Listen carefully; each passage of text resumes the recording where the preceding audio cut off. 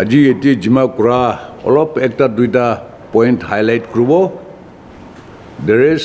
We have our media committee. তাইকন পৰা আপোনালোকৰ লগত কথা কৰিব. But among সব জানি আছে, we all know that Naga political issue is a people's movement. আমি ক'বলৈ People's Revolution. একটা আছে, people's aspiration had been fulfilled through framework agreement and Agri position. Through the hardship of our collective leaders of Naga political movement, itu prahi agreement duita amar Naga manugarni for every Naga's benefit agreement loikina ase. We appeal to the NPGs and Government of India to implement what have been agreed upon in both framework agreement and Agri position. We need peace and development for our younger generation. Itu Gaurani, voice of the people, it should be reached to the Government of India as earlier as possible for implementing the two agreements for the Nagas. So all this issue can do. We have a media committee. Members are present here, so I'm hand over this issue to our media committee members. Today, this press conference is being called basically because we wanted that all the fathers and mothers in and outside Nagaland to know that the Naga political issue belongs to us. And we as parents have a serious concern that the environment of uncertainty, the lack of opportunity, and the social degradation that is taking place in the name of our national movement, where the younger generation's opportunities and their future has been stagnated, and generation after generation of our younger people have gone through the serious consequence of all the burdens of taxation under the guise of a sovereign self-governance movement. And it's about time that we as fathers and mothers who have children look at our own children and say, do you believe as a father and a mother that our children are being given a fair opportunity to compete with the rest of their generation beyond our own kitchen? We have a tremendous amount of confidence that our younger generation are talented people with a serious God-given talents, where even under this environment of uncertainty, the lack of infrastructure, and everything that is negative, our younger generation are still being able to go beyond our own state in some circumstances and competing at the level of national or even in the international arenas. But mind you, It is just one God-given talent that has perpetuated such a situation. It is not the system that has produced the kind of class that we need. And when we look at the environment around us, where the possibility where our younger generation, given the peaceful environment, given the proper infrastructure, and a systematic way within which all the talents would be groomed, I have even said, a day may come when Nagas can also become a Prime Minister of India. There was a time when the Americans thought a black man can never become a president of the United States. They laughed at it. They said it's a dream that can never come true. But such a dream, as they were calling it, became a reality when Obama became the president of the United States, a black man. And in the same way, I say, given the opportunities to our younger generation, with all the advantages that everybody else has, I believe our younger generations have every possibility to outshine a great many equivalent peer groups within and without the country. But we have destroyed the future of the younger generation, and so I speak as a father and I say, this is not fair for my children. I think my children deserves better. And this Indo-Naga political issue has been handed down from our father's generation to our generation. Today, I am already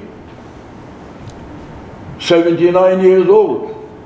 How many more years I have, I don't know. But I would hope and wish that a problem such as this is not passed down to my son's generation. And take the responsibility to say, I think it is about time that we as fathers and mothers take a look at this particular circumstances of Indo-Naga political issue as something personal to you. It's not somebody else's problem, it is our problem. And look at it with the sense of responsibility to address the subject matter as a parent concerned for the younger generation, our children. And so, today, we are here to let you know that through the GB's Federation, we are calling for a common platform for the Nagas, where all tribes of Nagaland can come together once. And we want them to spell out whether we as Nagas want a solution or not. It's a simple question and a simple answer that we are looking for. Do the Nagas want a solution or not? Now, the reason why we are using the platform of the GB Federation is for a very well thought out perspective. Take a look at Nagaland. An issue such as this should normally be addressed by our apex tribal hohos. All the apex tribal hohos that exist ought to have given us, the Nagas, the leadership to coordinate and build up a consensus, an opinion, so that at least the Nagas can send a clear message to Government of India as to what we want. But the apex hohos, unfortunately, have never been able to give us the leadership. They have never ever tried to conduct one common platform within which to express our opinion, our desires. our dreams. And when they call for, if the apex cohorts were to call for a common all-Naga meeting, the ENPO does not cooperate with them. And there is no civil organization in Nagaland that can bring all the 17 tribes together on one common platform. Please take a clear note of this. There is no single civil societies, organization, or apex bodies. They may talk of NTC or CNTC. These are all fragmented, and none is in a position to bring in all the 17 tribes of Nagaland on one common platform. But the GB Federation is a traditional structure of responsible people, responsible to the community. And GB-ship is just a creation of the British for an administrative identity of some kind.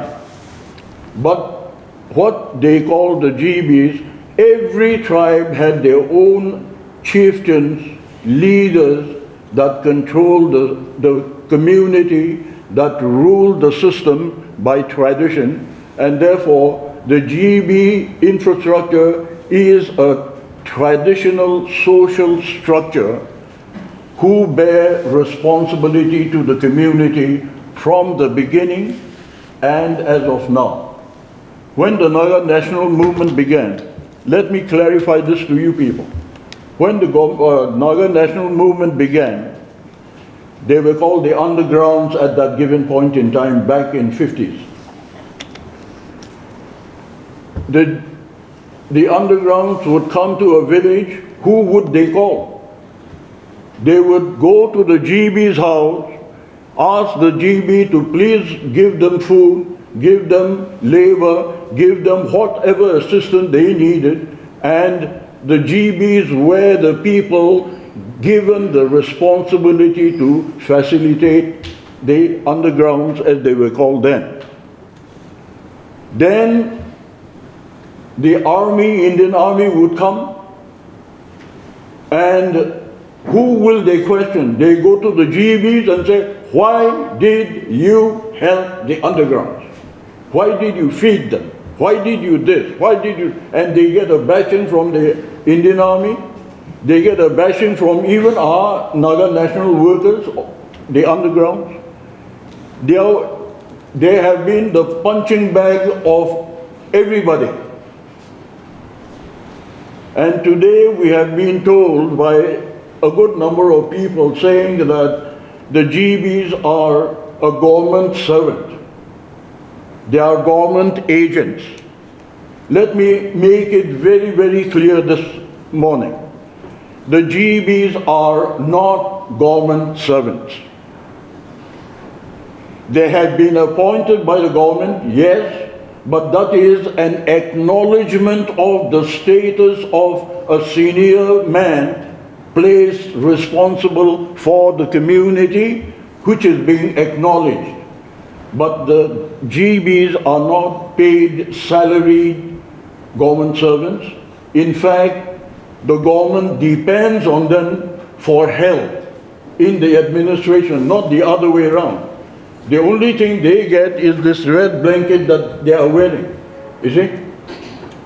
And even this red blanket, sometimes they have been promised that it will be given before Christmas. They are not salaried people. And let me share a little bit of a joke in this as well. You know, I mean, long time ago, when Uncle Sashimiran was Development Commissioner, he promised the GBs the red blanket. And he said, I will give the red blanket to all of you before Christmas. Christmas came and went, and the red blanket was not given. So the GBs asked, sir, you said you'd give us the red blanket before Christmas, but Christmas has come and gone. How come we still have not received our red blanket? Uncle Sachim said, well, I didn't tell you which Christmas I'll give you. You see, that kind of people these guys are. The only thing that they get is the red blanket, and even that is not being given consistently. So please don't consider them as a government servant. Rather, they are the donkeys bearing the burden of the community on both ends. Right from the beginning, when the national movement began, they have been in the thick of it, in the forefront of it, and therefore, for us, elders, we look at them with due respect because they, of all the people in the community, are the rightful people who have shouldered the burden and therefore are the right person to address any issue that is called the Indo-Naga political issues. And therefore, let there be no doubt, because there are sectors which have been demeaning the GBs as a low-profile people with no real ability to think for the greater interest of the Nagas. I think that is completely off track, and I just wanted that every Naga should know that GBs have been in the forefront of the whole movement from the beginning, and they deserve, and they have all the legitimate right to stand up and share the concern for the community as a whole. So that's where we are, and because of the fact that they themselves cannot consider the bigger pictures of everything, a great number of apex Sohos have endorsed their position as the only forum that can bring about the 17 tribes together, and that they have given them a backing.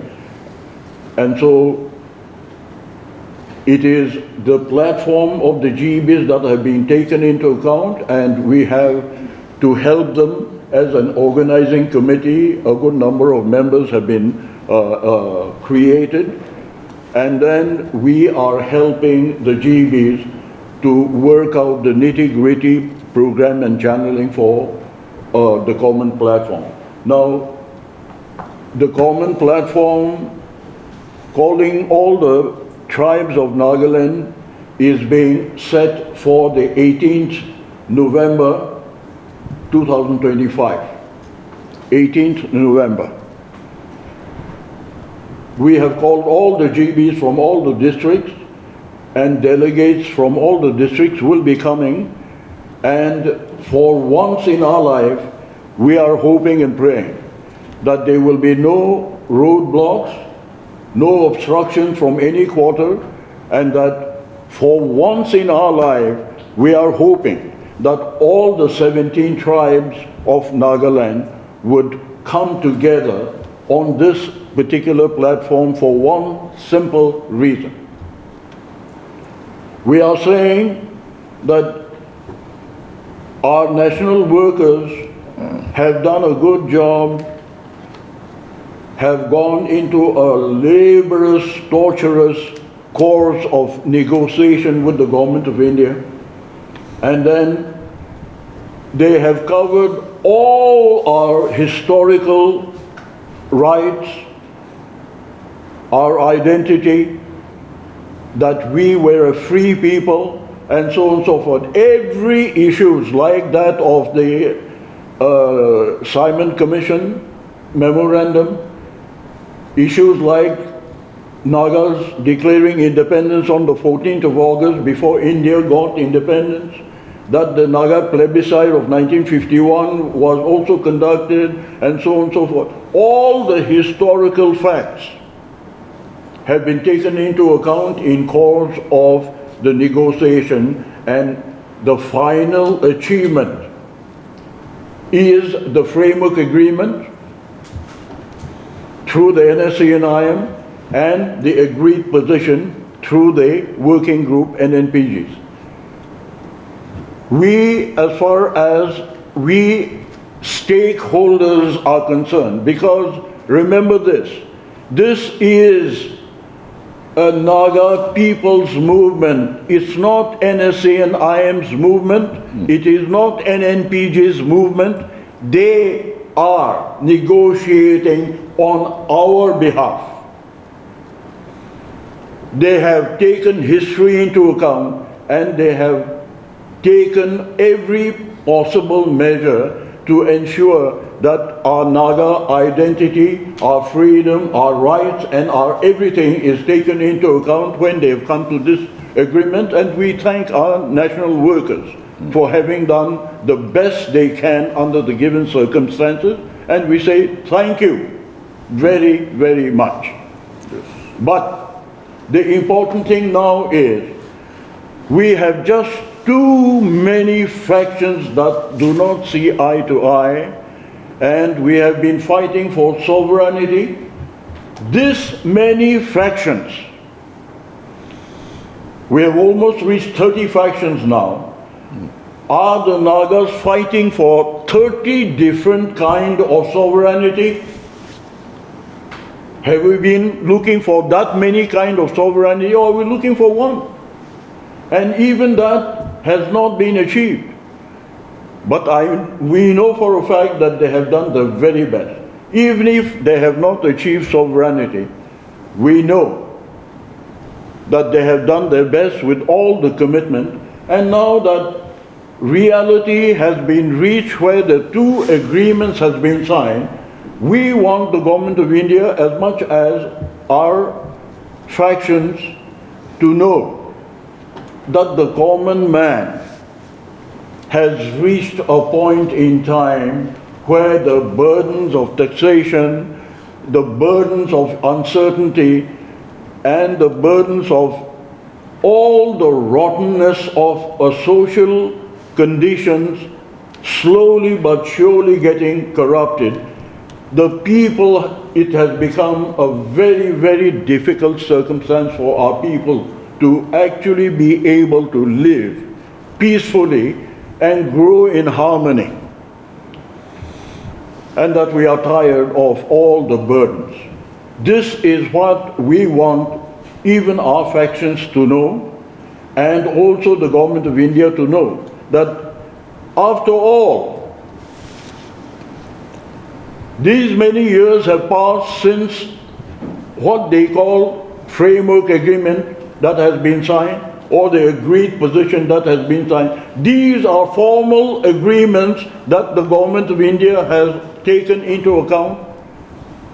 And when they say that the talk is concluded, then why is the government of India refusing to give the final solution to the Naga people?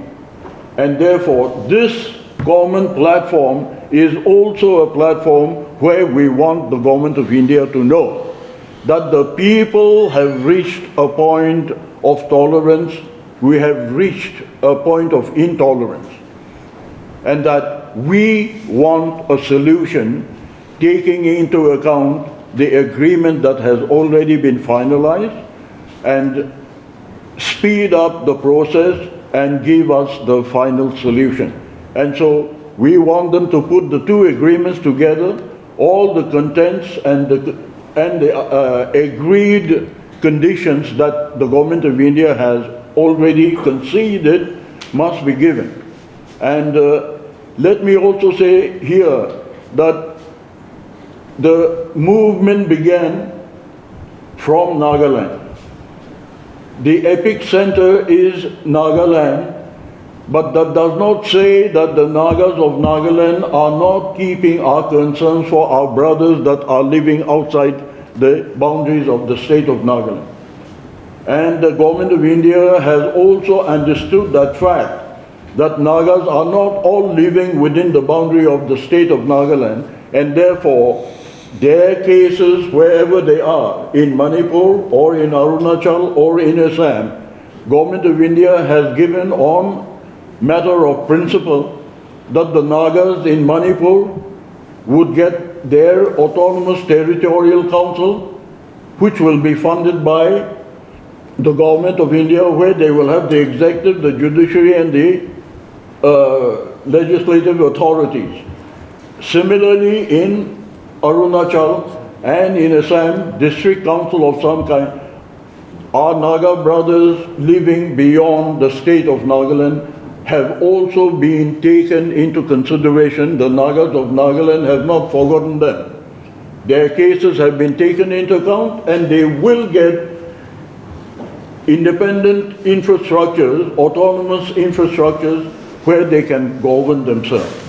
And so, here in the common platform, we would be inviting all the factions, without exception.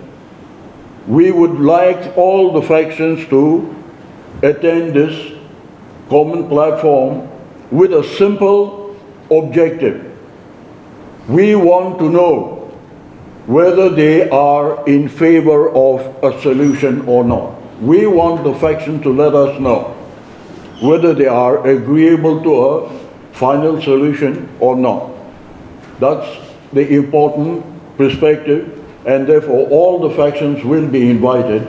We welcome them. It is for them to exercise their own independent judgment to see whether they should present themselves or not. That is entirely up to them. But from our standpoint, we have an open house for all of them.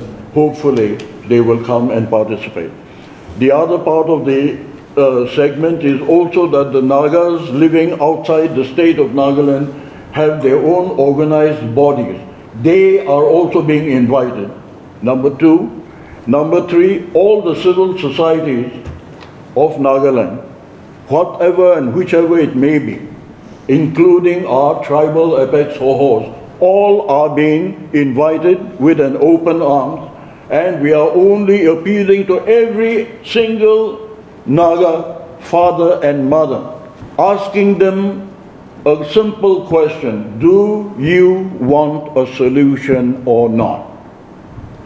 And if you believe that solution is something that is desirable, then we hope and pray that all civil societies, all organizations, and all fathers and mothers would take the responsibility of ownership of this subject matter as stakeholders and make it a point to try and join the rally on the 18th of November, whereby we can make our voice loud and clear to the government of India that the Nagas want a solution, and as fast as is possible, within the earliest possible time.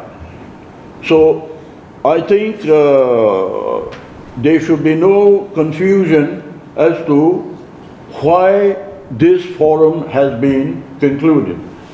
There have been times when people are, in fact there are areas where people are talking about we, the GB Federation, are trying to start a parallel kind of a platform against the FNR. Now let me tell you very frankly, FNR is more or less a kind of a religious background forum with a very serious Christian ethics of reconciliation and cooperation and so on and so forth. These are a well deserving efforts, and we applaud them for trying to bring the Nagas together in a spirit of forgiveness and togetherness. These are exercises that is required, whether it is now or post-solution. The FNR's responsibility of what they are trying to do is an honorable work where they are calling upon the Nagas to try and live a united way of life where all Nagas can benefit. And this is something we applaud. But the problem here is FNR has not been able to address the subject matter of a Naga political issue. They haven't got an end vision as to where they are taking this movement towards, whereas the GB Federation is a clear stand on a political issue, saying that Nagas have a political problem with India and we want a solution with the earliest possible time based on the two agreements. This is a definitive objective with which the GBs are steering this particular movement with a final objective, a final goal post. FNR does not have that. And so this is not a parallel kind of a movement. FNR is completely separate and their effort is towards a bigger picture of Naga unity as a way of life. Today we are addressing the Indo-Naga issue as an issue that deserves to be addressed, and the GB Federation therefore has taken the responsibility to provide us the platform within which we allow our Naga people to voice our point of view to the government of India seriously for the fastest possible solution that we can get. Now, if there are any issues I have left out, my other colleagues are also there to clarify, and we will take your questions later on after some of our colleagues also make their own statements on issues that I may not have been able to give it a complete coverage. Thank you very much for the time being. I have nothing much to add as far as what my senior have spoken, Mr. Kekie. He has dwelt on the issue at length, and he has spoken out very clearly the intention and the purpose of our press conference and what is the need of the hour. Let me just take you to the sequence of negotiation and how it is important for us to conclude this negotiation. This negotiation cannot be an indefinite. 28 years of negotiation is enough. 10 years of framework agreement kept on hold. 8 years of agreed position kept on hold. For how long the people will bear with this burden of peace process? Today, the peace process is one of the huge and the biggest burden on the people. And now we must give a platform, the opportunity for the people to come, rise on the occasion, and speak out their mind. And towards this, I want to say thank you to the print and the social media for coming together in this manner. I also want to say thank you in absence of a credible apex civil organizations taking the entire responsibility. Unfortunately, today we don't have a single platform that will take an independent decision. Many a time we are comfortable with the sponsored meetings and the pre-drafted resolutions. But we are not speaking the voice of the people. What we need now is the voice, the civil voice of the people, and for which the GBs, they have given their platform, their majan, ready for all of us to come and share our opinion on 18th of November. I'm very grateful for that. The peace process with IM started in 97, and they have debated for 100 times, and they came out with framework agreement in 2015, 3rd August. The only problem was this agreement, which is honorably and gentleman agreement was kept in total darkness for a long period of time. And NSC and IM, they failed to take other political groups on board. They failed to communicate with the stakeholders. And that is where restive started, anxiety built up, and during such time, the NTC decided. And we formed a mediation committee.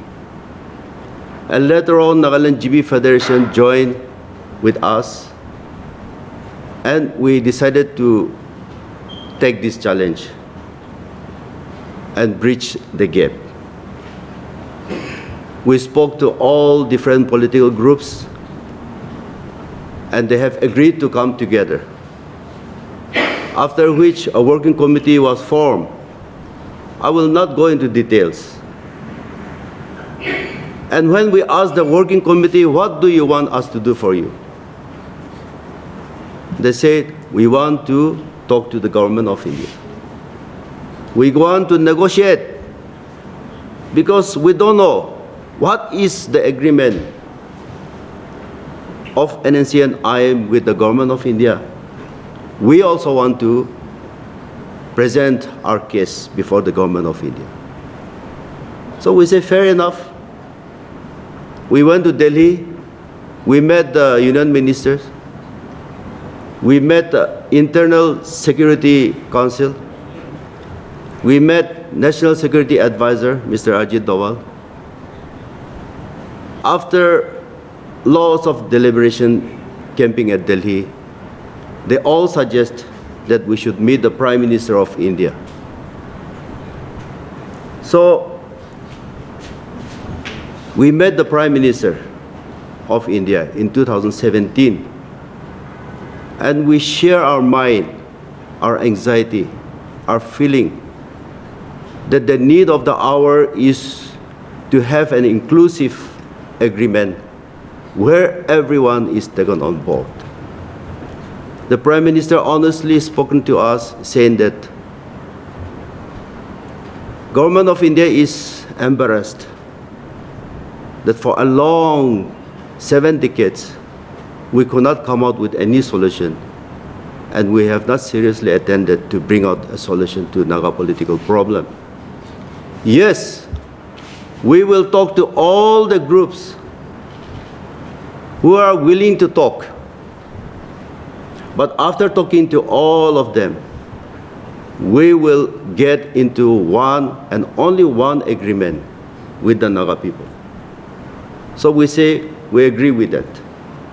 We convey to the NNPGs. Government of India also sent invitation to the NNPGs after Nagaland GB Federation trips to Delhi. They met the Prime Minister again. So with that, the government of India and NNPGs, they engaged into a peace process.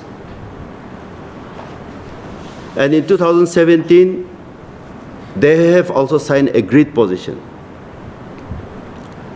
We were hoping that something is arriving because both IM and NPGs, they have signed agreement with government of India. It's a gentleman agreement. After which Mr. Ravi was transferred out, and government of India decided we will not appoint any more interlocutor for Naga political talk. Because the talk has come to an end on 31st October 2019. The talk was closed and no more negotiation after that. So no more interlocutor. The job was assigned to A.K. Misra, who is the advisor of the Northeast to MHA. His job is to bring all those negotiators to a table to work out an execution plan to give us one final agreement that will be inclusive and that can usher in peace in our land. Today, if this talk is brought to a logical conclusion with one single agreement, these points of agreement will pass us through both the House of Parliament. My point here is, either NNC and IM or NNPGs, the claim of we are talking outside or inside the Constitution of India, I think that interpretation is not necessary. What are the points of agreement? It has to pass through both the Houses of Parliament to implement. Yes, the talk is at a political level, but the points which is agreed between Government of India and Naga political groups have to go through the process. It will be incorporated in the Indian Constitution. So we should not be confused about that.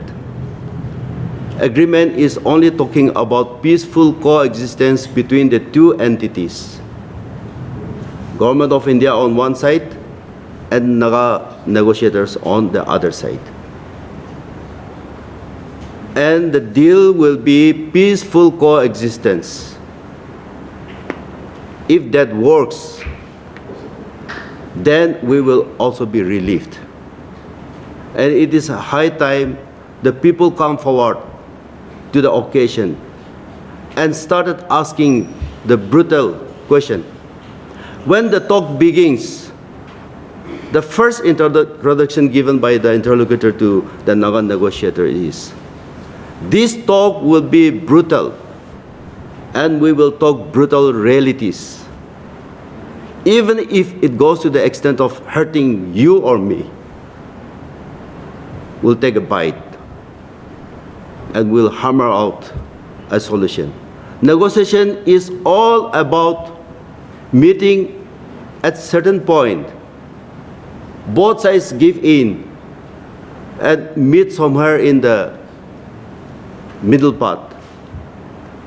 So there has to be some compromise. There have to be some give and take.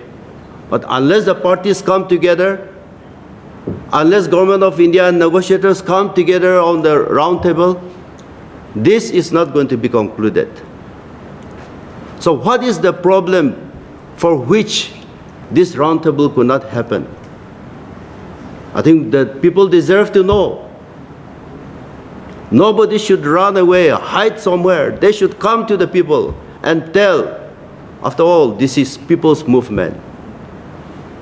And this will be finalized in people's court. Then only it can be a lasting solution for the people. So I'm very grateful to Nagaland GB Federation and all the civil bodies. In our first meeting, even FNR was also there. I feel almost all the civil organizations were there. It's a collective decision under which this organizing committee was formed, and I'm also one of the members in the organizing committee. We will create a platform and opportunity for everyone to come on board. And from now onward, things will be transparent. We will be open. We will answer any uncomfortable questions. And whoever are involved in the process must also face the people and explain, answer the uncomfortable questions. Because the time has come and we want to conclude. We have to see life beyond this negotiation table.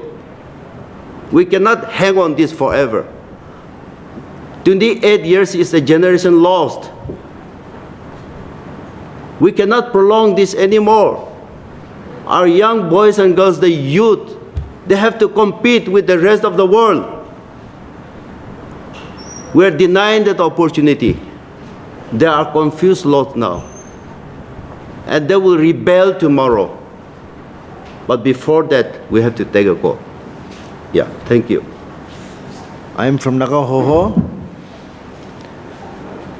I have to clear my position first of Naga Hoho because there is a lot of confusion in Nagaland. Naga Hoho is a common platform for the Nagas. And we follow our legendary leader Piso, Ezet Piso, his philosophy. Nagas are one wherever we are. That's why Naga Hoho is looking after Nagas of Nagaland, Nagas of Arunachal, Assam, Manipur, and Myanmar. Even Myanmar also we have a body.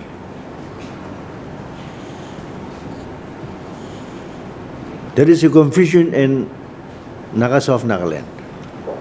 I have appealed all the tribals Hoho to come and join with Naga Hoho so that we will work together for the common people. Naga Hoho, I think this is the first time I'm facing the media. Naga Hoho has decided that we will not support any particular faction, but we will support Naga political issue on issue base. Basing on that, we are working for the common solution. Now, through this Canberra platform, we have decided to have a common platform meeting at Agri Expo on 18. As our former leaders have said, we are inviting all tribal Soho, outside and inside Nagaland, all the factions. And to remind you, Naga Hoho support all the factions. We honor and respect all the factions. So also we respect both agreement because both agreement, agri positions and framework agreement is signed by our Naga negotiator. They are our leaders, so we have to respect them. And we have to respect the government of India because they have signed. Now, the questions has come up, when and how. It is not our duty to look after that. Both the agreement, they have submitted the competencies, the demands to the government of India. It is not we who have to look after. It is the government of India sincerely look into it and draft and give us one solution only. So we are on that board. Common platform are for that solution. One agreement, one solution. I hope government of India is very sincere now. They are going to give us. So Naga should come together. We have trust deficit among the Nagas.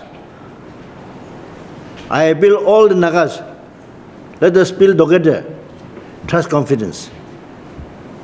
Let us create a feeling of oneness. Let us love one another, respect one another, honor one another, so that our goal will achieve. Those who are against us, we'll pray for them so that God will answer them. We will not go against any section of people. We are for the common people. So I appeal all the Nagas of Nagaland tribes to come and join Naga Hoho. Let us all work together. I have a bill in the media also. So let us try to work together, build trust, confidence, create feeling of oneness. As a Christians, let us love one another. Let us forgive one another. It's an opportunity for all of us to share our doubt and feelings. As the president of in this city, I cannot express my view on behalf of the union. However, speaking as my individual, would like to share my personal perspectives, one that I have been reflecting on for quite some time. Our Naga issue, which I once believed would be resolved through the various agreements made in which I had placed great hope,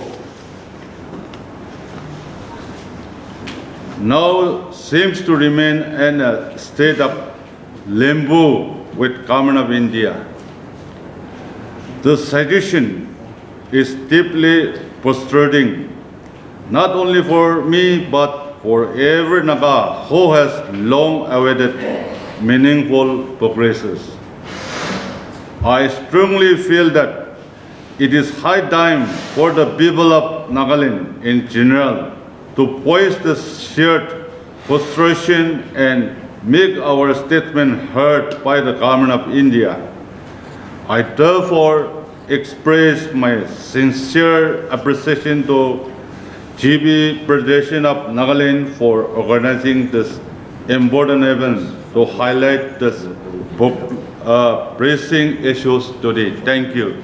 So it is a fervent appeal to all the Naga fathers and mothers, all the civil societies, all responsible organizations to please take cognizance and responsibility of this particular issue as an owner. We are the stakeholders, it is our movement, and we as stakeholders have all the responsibilities to make our voice be heard loud and clear to the Government of India. And therefore, on the 18th November 2025, the rally will be held in Agri Expo at 10 o'clock, and we hope and pray that rather than pass on the responsibility to somebody else to attend that rally, we are hoping that every single stakeholders will look at this responsibility as a personal responsibility that they must shoulder and give us all the support to a clarion call that the Government of India must give the Nagas a solution at the earliest possible time. And we have opened our house to every faction, every civil organization. We would like to have a Naga people sitting together in one platform to express ourselves clearly to the world. And that's about the appeal that we wanted to make. We hope and pray that everybody will make it a point to come and join us on the 18th of November at Agri Expo. I think that's more or less it. As I had earlier mentioned, these are two agreements by the two groups that have negotiated with the Government of India. NSA and I might want to have a solution based only on framework agreement, or the working group purely on agreed position. We understand their sentiment, but as far as we are concerned, we look at both the agreement as matured agreement of the negotiating team with the Government of India, and all of that competency clauses that they have put up to the Government of India is all in the interest of the Nagas. And therefore, for us, whether it is agreed position or framework agreement, we believe that it is both in the interest of the Nagas, and therefore, Government of India must put it together and give us one comprehensive solution that covers every aspect of the agreement that has been entered into by both this agreement. We are not undermining framework agreement in any way. We are not undermining agreed position in any way.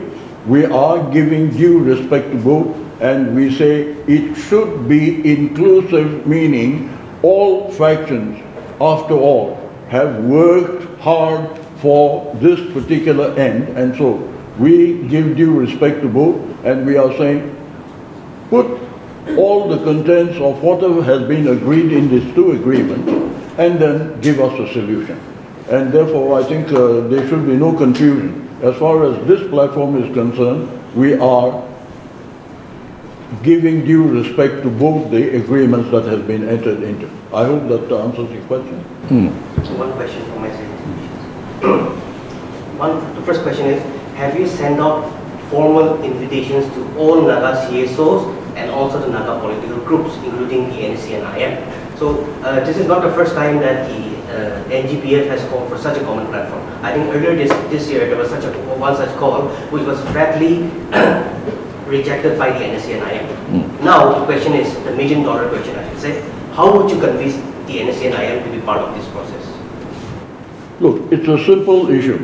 as far as this platform is concerned, every faction can exercise their independent decision as to whether they want to attend or not. If NSA and IM does not want to attend, it will be unfortunate even for them, because they will have missed the sentiment of the people's being expressed, and also take the opportunity to let the people know exactly what they are talking about. It's a two-way street. Huh? They must explain their position to the people, and this is an opportunity for them. And therefore we hope and pray that they take the opportunity to attend. But at the end of the day, our invitation is open to all. Whether they come or they don't come is not our responsibility. If some of the faction decides that they do not want to participate, that is for them to make that decision. But at the end of the day, whatever comes out of this common platform as a will of the people, that is something that is going to be relayed to the government of India, and it is for the factions to understand the importance of this forum to express themselves and their stand, so that the common man can understand them and stand with them as well. So I mean that we are not in control, and for us the invitation, we have just about decided a couple of days ago, the invitation to all civil societies, all organizations, everybody that has some kind of an organization, everybody is being invited, and it is for each sector to make decision for themselves as to whether they want to participate or not. But the issue that they've got to actually address is, do the Nagas want a solution or not? That is the question that is to be addressed, and it is for every responsible Naga to try and attend and express their desire as to whether they want a solution or not. That's about it. Look, I think the question of having any other referendum or any kind of a situation doesn't arise. Here we have got a formal agreement entered into that is about the reality that we are faced with.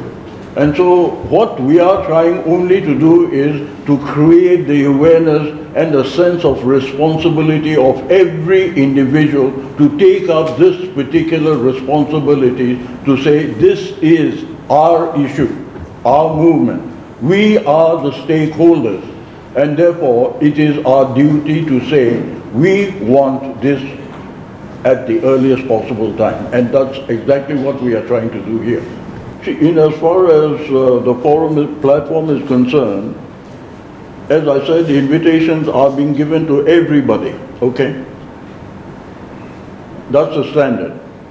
And then, as far as the factions are concerned, they will be given their opportunities to express themselves. If they do want to say something or the other, that opportunity is going to be given to them. The civil societies also will be given opportunity to speak for a feeling of a common man. That opportunity also will be given. So this is a platform that is completely open, and anybody wanting an opportunity to express exactly what we want, we would give every possible time to all sections to express themselves. This is a general open forum for everybody. And so, though we may be having constricted time and may not be able to give as much time as would be desired, the organizing committee is there to ensure that the opportunities to the best of our ability would be given to every section that come feeling a concern for the situation that is there, and everybody need to express themselves in any manner as they want. And so it will be a free flow of presence and the actual opportunity to express themselves. That is more or less the general outlook at the moment, okay?